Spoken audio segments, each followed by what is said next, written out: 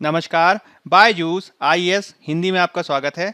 आज की तारीख है 8 मई 2021 और आज हम चर्चा करने जा रहे हैं द हिंदू अखबार में आए हुए कुछ प्रमुख आलेखों और एडिटोरियल्स पर, जिसके तहत हम मुख्य परीक्षा से संबंधित कुछ महत्वपूर्ण अभ्यास प्रश्नों की भी चर्चा करेंगे। तो चलिए शुरू करते हैं। सबसे पहले हम उन विषयों को देख लेते हैं जिसकी आज के सत्र में चर्चा की जानी है। हम सबसे पहले डब्ल्यूटीओ, ट्रिप्स छूट और भारत के संबंध में एक महत्वपूर्ण एडिटोरियल की चर्चा करेंगे। उसके बाद कोविड-19 और मकान के किराए से संबंधित कुछ महत्वपूर्ण पहलुओं को देखेंगे और फिर हम मालदीव के पूर्व राष्ट्रपति मोहम्मद नशीद पर हुए हमले के संदर्भ में घटनाक्रम को समझने का प्रयास करेंगे। उसके बाद हम आपको मुख्य परीक्षा से संबंधित अभ्यास प्रश्न भी देंगे, जिसकी उत्तर संरचना भी हम आपके साथ चर्चा करेंगे। तो चलिए प्रारंभ करते हैं। सबसे पहला एडिटोरियल आपके समक्ष है।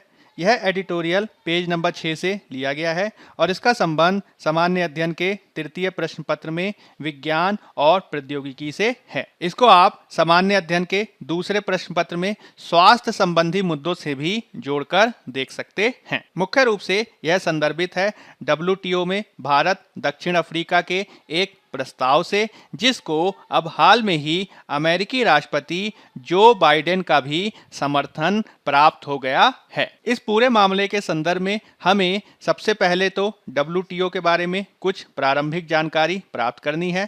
साथ ही साथ हम इसके संदर्भ में एक महत्वपूर्ण समझौते ट्रिप्स को भी समझेंगे और साथ ही साथ भारत दक्षिण अफ्रीका के संदर्भ में किए गए प्रस्ताव को भी समझेंगे। जब हम बात करते हैं डब्ल्यूटीओ की, तो इसे हिंदी में विश्व व्यापार संगठन के रूप में जाना जाता है और यह विश्व व्यापार संगठन एक अंतर सरकारी संगठन है जो राष्ट्रों के मध्य अंतर्राष्ट्रीय व्यापार को विनियमित करने के लिए सुगम बनाने के संदर्भ में काफी महत्वपूर्ण है। मुख्य रूप से इसकी स्थापना 1 जनवरी 1995 को हुई थी। हालांकि 1995 के पहले भी अंतर्राष्ट्रीय स्तर पर व्यापार को विनियमित किए जाने के संदर्भ में एक महत्वपूर्ण समझौता, जिसे हम general agreement on tariff and trade कहते हैं, वह अस्तित्व में था। यह टैरिफ और व्यापार पर सामान्य समझौता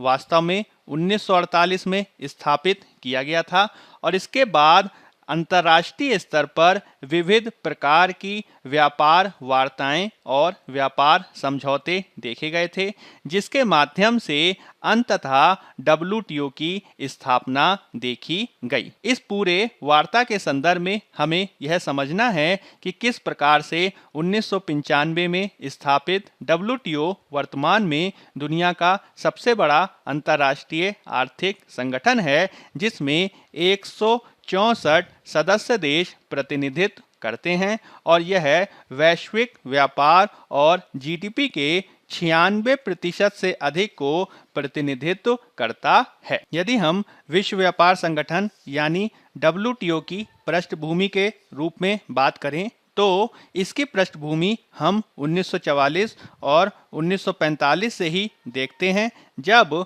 अमेरिका के शहर ब्रेटन वुड्स में मुख्य रूप से कुछ अंतर्राष्ट्रीय संगठनों की स्थापना पर बातचीत प्रारंभ हुई। इसमें 1944 और 1945 में विश्व व्यापार और विकास को बढ़ावा देने के उद्देश्य से वर्तमान के विश्व बैंक और अंतर्राष्ट्रीय मुद्रा कोष की स्थापना की गई।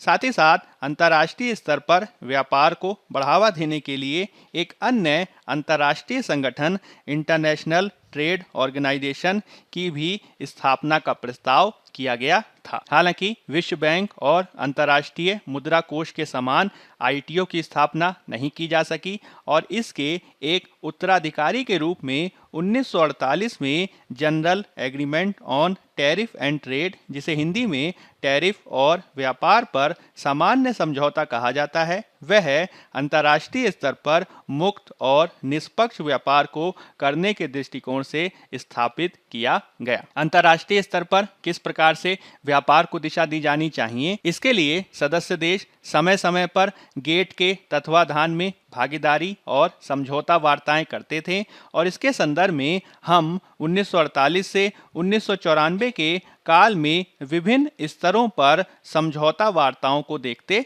हैं। इसे अंग्रेजी में राउंड कहा जाता है। इसके संदर्भ में 8वां राउंड सबसे ज्यादा महत्वपूर्ण है, जो 1986 से 1994 के काल में देखा गया। इसे हम उरुग्वे राउंड अथवा उरुग्वे दौर के नाम से भी जानते हैं। जब 1994 में यह संपन्न हुआ तो माराकेश समझौते के माध्यम से विश्व व्यापार संगठन की उत्पत्ति हुई, जो 1 जनवरी 1995 को अस्तित्व में आया। आगे चलकर भी विश्व व्यापार संगठन के तत्वाधान में विविध प्रकार के राउंड्स अथवा दौर की वार्ताएं जारी रहीं, जिसमें 2001 में प्रारंभ हुआ दोहा दौर काफी महत्वपूर्ण है, जो अभी तक पूरा नहीं हो पाया है। उल्लेखनीय है कि विश्व व्यापार संगठन वर्ल्ड बैंक और IMF के विपरीत एक सदस्य राष्ट्र एक वोट की पद्धति पर कार्य करता है और इसमें IMF के समान कोई कोटा सिस्टम भी नहीं है।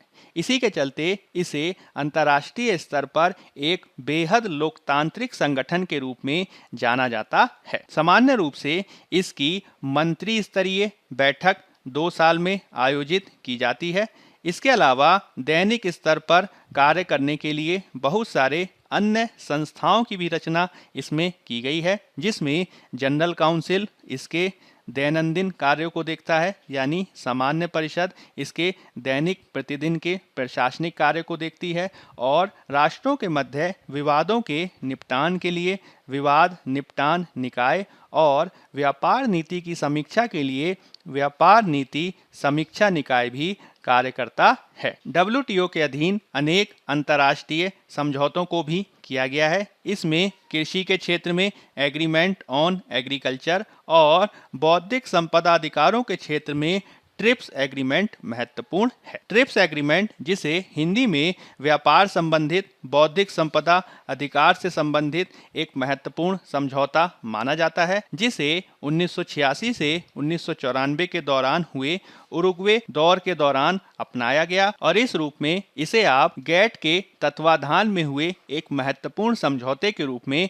याद रख सकते हैं। बौद्धिक संपदा अधिकारों से संबंधित ट्रिप्स एग्रीमेंट मुख्य रूप से 8 प्रकार के बौद्धिक संपदा अधिकारों से संबंधित है। इसमें patent, trademark, copyright, industrial design, plant varieties, integrated circuit, भौगोलिक संकेतक आदि महत्वपूर्ण हैं और इसके माध्यम से कोशिश ये की जाती है कि WTO के सदस्य देशों और नागरिकों के मध्य जो बौद्धिक संपदा अधिकार के विविध रूप विद्यमान हैं, इनको अंतर्राष्ट्रीय स्तर पर बेहतर ढंग से लागू किया जा सके और इसके संदर्भ में राष्ट्रीय सरकारें बेहतर ढंग से विनियमन कर सकें और विनियमन किए जाने के साथ ही इसके संदर्भ में कुछ न्यूनतम मानकों को भी स्थापित कर सकें, ताकि अंतर्राष्ट्रीय स्तर पर बेहतर बौद्धिक संपदा अधिकारों के वातावरण को स्थापित किया जा सके। अब यही ट्रिप्स एग्रीमेंट हाल ही में चर्चा में रहा है, क्योंकि जनवरी 2020 से ही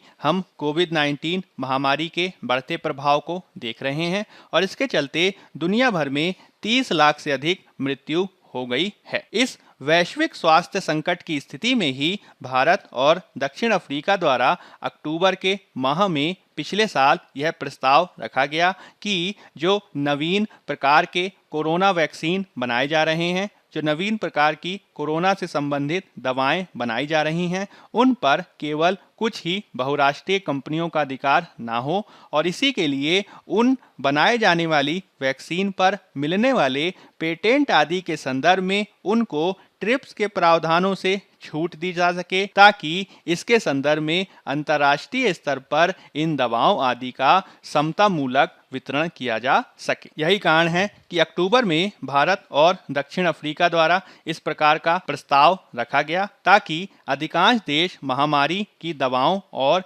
वैक्सीन तक अपनी पहुंच सुनिश्चित कर सकें और इसके संदर्भ में WTO का जो व्यापार संबंधी बौद्धिक संपदा अधिकार संबंधी जो समझौता है ट्रिप्स, उससे छूट दी जा सके। हालांकि भारत के इस प्रस्ताव का अनेक देशों द्वारा विरोध भी किया जा रहा है, जिसमें Germany, United kingdom, European union, Switzerland, Australia, Japan, Norway आदि शामिल हैं। उल्लेखनीय है कि ट्रिप्स में यदि छूट दी जा सकेगी तो इसके माध्यम से न केवल दवाओं की समान पहुंच संभव हो सकेगी, साथ ही साथ यह भी देखा जा सकेगा कि इसके माध्यम से न केवल हम वैश्विक विकास को सुनिश्चित कर सकेंगे और आजीविका के साथ साथ समता के प्रश्न को भी हल कर सकेंगे। इसके संबंध में हमें यह भी महत्वपूर्ण है कि किस तरीके से केवल कुछ दवा निर्माताओं कंपनियों के 30 से 40 बिलियन डॉलर के व्यापार मात्र के आधार पर ही हम अंतर्राष्ट्रीय स्तर पर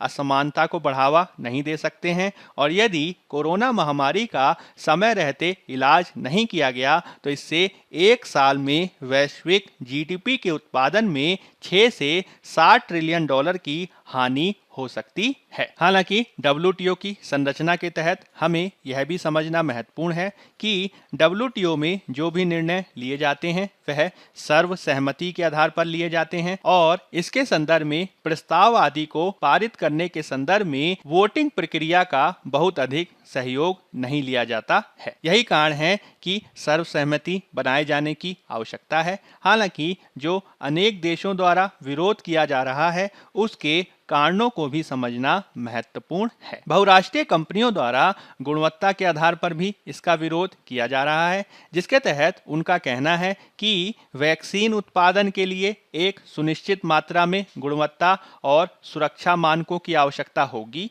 और यह सभी देशों में उपलब्ध नहीं होगा। हालांकि इसका एक प्रतिपक्ष यह भी है कि खुद बहुराष्ट्रीय कंपनियों द्वारा अपने पेटेंट संरक्षित दवाओं का निर्माण भारत जैसे विकासशील देशों में किया जाता है और यह इसलिए भी किया जाता है क्योंकि भारत जैसे विकासशील देशों में श्रम लागत काफी कम आती है। तो किस आधार पर आप गुणवत्ता का तर्क दे रहे हैं, यह काफी विचारणीय प्रश्न है। अनेक विकसित देशों का यह भी कहना है कि विकासशील देशों को कोरोना वैक्सीन की आपूर्ति कोवैक्स फैसिलिटी द्वारा की जाएगी, जिसका निर्माण अनेक अंतर्राष्ट्रीय एजेंसियों और दानकर्ताओं द्वारा कोरोना वैक्सीन की आपूर्ति के लिए ही किया गया है। हालांकि हमें यह भी समझना होगा कि अभी तक कोविड फैसिलिटी पूर्ण रूप से समतामूलक आधार पर विकसित नहीं हो पाई है और यह इस बात से भी जाहिर होता है कि पूरे अफ्रीका की तुलना में मात्र कुछ अमेरिकी राज्यों को ही कोवैक्स फैसिलिटी के द्वारा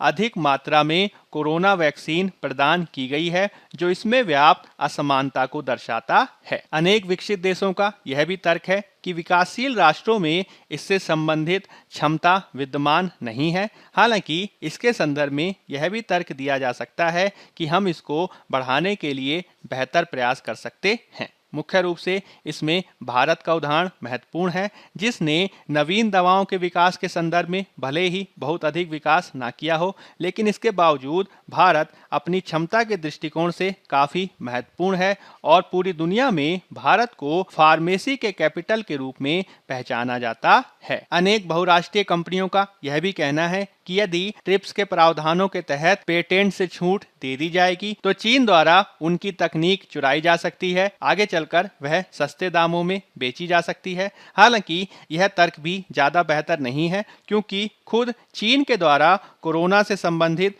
जो जीनोम सीक्वेंसिंग है उसको प्रदान किया गया है, जिसके आधार पर बहुराष्ट्रीय कंपनियों द्वारा कोरोना की वैक्सीन बनाई गई है। हमें यह भी समझना होगा कि खुद कोरोना से संबंधित जो रिसर्च हो रही है वह अनेक सरकारी विश्वविद्यालयों और रिसर्च संस्थानों से ही आई है और इस आधार पर यदि हम पेटेंट को केवल कुछ मल्टीनेशनल कंपनीज तक ही सीमित रख देंगे तो यह इसके समतामूलक वितरण को सुनिश्चित नहीं कर पाएगा। इसके संदर्भ में यह कहा जा रहा है कि मुख्य रूप से बहुराष्ट्रीय कंपनियां अपने लाभ को केंद्र में रखकर इस प्रकार के तर्क दे रही हैं, जैसे कि फाइजर कंपनी के द्वारा अपनी बनाई गई वैक्सीन से 2021 की पहली तिमाही में ही लगभग 3.5 बिलियन डॉलर की कमाई की गई है और पूरे साल में उसके द्वारा लगभग 15 बिलियन डॉलर कमाई का लक्ष्य रखा गया है। इसी प्रकार से मॉडर्ना कंपनी के द्वारा भी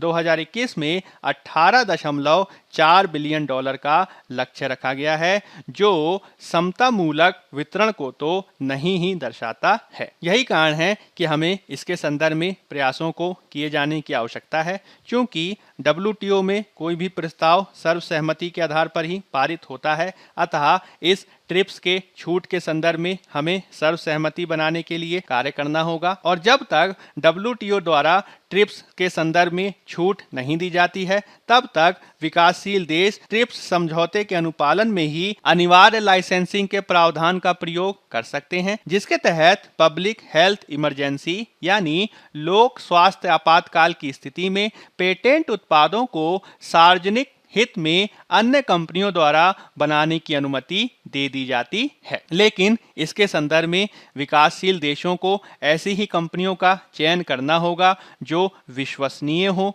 जो इस क्षेत्र में अनुभवी हो, और इसके संदर्भ में यह भी बेहद आवश्यक है कि खुद उच्च वर्गीय देश और बहुपक्षीय एजेंसियां इसके संदर्भ में आगे आएं और जिस प्रकार के वित्तीय और तकनीकी समर्थन की आवश्यकता है उसको प्रदान करें, ताकि वैश्विक उत्पादन क्षमता में वृद्धि के लिए प्रयास किया जा सके और इसके माध्यम से समतामूलक दृष्टिकोण को अपनाया जा सके। अब हम बात कर लेते हैं पेज नंबर 6 में दिए गए एक अन्य एडिटोरियल की, जिसका संबंध GS पेपर 2 में गवर्नेंस से है। इसे आप सामाजिक न्याय से भी जोड़कर देख सकते हैं। महत्वपूर्ण रूप से यह संदर्भित है कोरोना वायरस की दूसरी लहर से और किस प्रकार से इसके माध्यम से भोजन और आय के साथ ही मकानों के किराए का मुद्दा भी महत्वपूर्ण हो चला है। उल्लेखनीय है कि हम 2020 के काल से ही कोरोना महामारी को देख रहे हैं।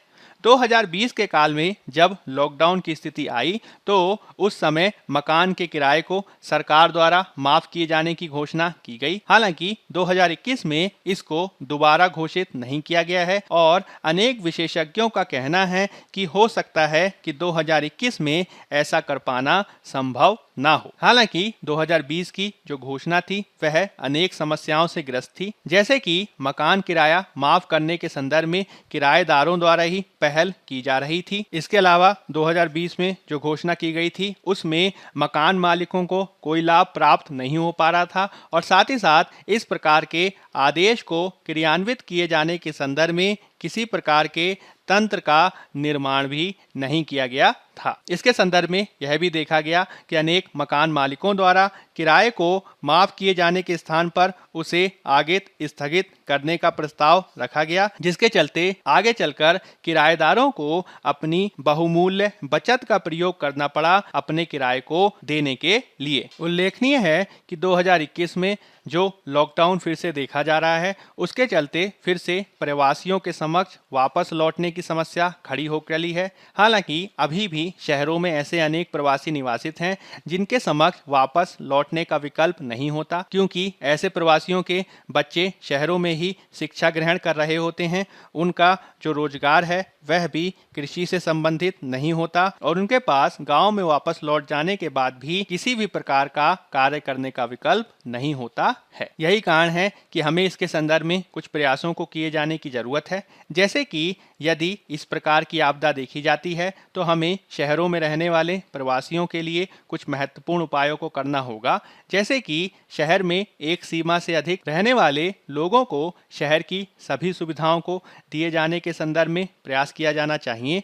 जैसे कि उन्हें स्थायित्व के आधार पर राशन कार्ड दिया जाना चाहिए। साथ ही साथ सरकारों द्वारा इस प्रकार के लॉकडाउन की स्थिति में रेंट को माफ किए जाने के संदर्भ में पहल किए जाने की आवश्यकता है और इसके लिए एक उपयुक्त संस्थागत तंत्र भी बनाया जाना चाहिए और इसमें विविध प्रकार के श्रम संगठन आदि की भी सहायता ली जा सकती है। साथ ही साथ इसके संदर्भ में हमें मकान मालिकों को भी आंशिक क्षतिपूर्ति की जानी चाहिए और इसके लिए राज्य सरकारें कैश ट्रांसफर आदि का सहारा ले सकती हैं। जब इस प्रकार का कैश ट्रांसफर किया जाना चाहिए तो उसमें खाद्य आवश्यकताएं, आय समर्थन के साथ ही किराए समर्थन को भी बल दिया जाना चाहिए और साथ ही साथ राज्यों के द्वारा अनेक प्रकार के अन्य खर्चों को भी माफ करने के लिए पहल किए जाने की आवश्यकता है, जैसे कि बिजली और पानी का बिल आदि। यदि हम शहरी क्षेत्रों में सभी की आजीविका की सुरक्षा के लिए इस प्रकार के व्यापक सेफ्टी नेट को बना सकेंगे तो निश्चित रूप से शहरों को हम अधिक समावेशी बना सकेंगे और साथ ही साथ लॉकडाउन लगने की स्थिति में जो प्रवासियों के समक्ष समस्याएं पैदा हो जाती हैं उनका भी बेहतर निवारण किया जा सकेगा। अब हम बात कर लेते हैं पेज नंबर 13 में दिए गए एक अन्य आर्टिकल की, जिसका संबंध जीएस पेपर 2 में आईआर से है। महत्वपूर्ण रूप से यह संदर्भित है मालदीव के वर्तमान संसद के स्पीकर और पूर्व राष्ट्रपति मोहम्मद नशीद पर किए गए एक हमले से, जिसके चलते वर्तमान में उनकी स्थिति गंभीर बताई जा रही है। मालदीव पुलिस द्वारा इसकी जांच की जा रही है और इसे जानबूझकर किया गया हमला बताया गया है। पुलिस का मत है कि मोहम्मद नशीद पर गुरुवार की रात को जो हमला हुआ वह एक लक्षित करके आईईडी से किया गया एक हमला था, यानी इम्प्रोवाइज्ड एक्सप्लोजिव डिवाइस, और यह एक आतंकवादी कृत्य है जिसके लिए कार्यवाही किए जाने की आवश्यकता है। उल्लेखनीय है कि मालदीव के पूर्व राष्ट्रपति मोहम्मद नशीद मालदीव के पहले लोकतांत्रिक रूप से चयनित राष्ट्रपति रहे हैं और उन्हें वैश्विक रूप से जलवायु परिवर्तन के विरुद्ध कार्रवाई करने वाले एक महत्वपूर्ण समर्थक के रूप में भी जाना जाता है। समय समय पर वह धार्मिक चरमपंथ और धर्मांधता के भी आलोचक रहे हैं। यही कारण है कि बहुत सारे विद्वानों का कहना है कि उन पर किसी प्रकार के चरमपंथी संगठन का हमला किया जाना संभावित है। इस पूरी घटना का अंतर्राष्ट्रीय प्रभाव भी देखा गया है, जिसमें मुख्य रूप से भारत, चीन और श्रीलंका के द्वारा इस पूरे घटनाक्रम की निंदा की गई है और साथ ही साथ इसके संदर्भ में मालदीव को सभी प्रकार के समर्थन को भी दिए जाने की बात की गई है। साथ ही साथ मालदीव के निवर्तमान राष्ट्रपति इब्राहिम मोहम्मद सोलिह द्वारा भी इसकी आलोचना की गई है तथा इसे मालदीव के लोकतंत्र और अर्थव्यवस्था पर हमले के रूप में बताया गया है। अब यह देखने वाली बात होगी कि इसके संदर्भ में आगे घटनाक्रम किस प्रकार से घटता है और निश्चित रूप से इसका अंतर्राष्ट्रीय प्रभाव भी देखने को मिलेगा। अब हम मुख्य परीक्षा संबंधित अभ्यास प्रश्न देख लेते हैं। पहला प्रश्न है, कोविड-19 से लड़ाई में ट्रिप्स छूट पर अमेरिकी समर्थन में वैश्विक स्वास्थ्य हेतु बहुत आवश्यक इक्विटी लाने की क्षमता है, चर्चा करें। 15 अंक 250 शब्द। दूसरा प्रश्न है, कोविड-19 दूसरी लहर ने किराए के मुद्दे को और भी गहन बना दिया है, जो भोजन और आय समर्थन के रूप में ज्यादा ध्यान आकर्षित नहीं करता है, चर्चा करें। 10 अंक 150 शब्द। पहले उत्तर के तहत आपको भूमिका में WTO और ट्रिप्स का एक सामान्य परिचय देना है। फिर उसके बाद आप ट्रिप्स छूट के संदर्भ में भारत दक्षिण अफ्रीका प्रस्ताव की चर्चा करेंगे और इसके संदर्भ में वैश्विक लाभों की प्रासंगिकता को भी स्पष्ट करेंगे। इसके संदर्भ में आप अनेक देशों द्वारा किए जाने वाले विरोध के तर्कों को भी स्पष्ट करेंगे और इनको ध्यान में रखते हुए कुछ अग्रगामी उपाय और सुझाव भी देंगे। फिर आप एक उपयुक्त सकारात्मक निष्कर्ष प्रस्तुत करेंगे और इसके संदर्भ में आप अपनी तरफ से कुछ सुझाव भी प्रस्तुत कर सकते हैं। दूसरे उत्तर की संरचना में आप भूमिका में कोविड-19 महामारी से जनित संकट का सामान्य परिचय देंगे और इसके मुख्य भाग में आप कोविड-19 के संकट को किराए के मुद्दे से जोड़ेंगे और इसके संदर्भ में प्रवासियों के द्वारा सामना की जा रही चुनौतियों को भी प्रस्तुत करेंगे। साथ ही साथ आप समस्या के समाधान के संदर्भ में कुछ सुझाव प्रस्तुत करेंगे और अंतिम रूप में आप एक उपयुक्त सकारात्मक निष्कर्ष प्रदान करते हुए अपने उत्तर को पूर्ण करेंगे। बायजूस आईएएस हिंदी के आज के अंक के माध्यम से हमने अधिक से अधिक संकल्पनाओं और तथ्यों की आपके साथ चर्चा की। हम ये आशा करते हैं कि हमारे द्वारा की गई पहलों को आप पसंद कर रहे हैं, तो इस रूप में आप हमारे चैनल को अधिक से अधिक लाइक, शेयर और सब्सक्राइब करें। आज के अंक में फिलहाल इतना ही। धन्यवाद।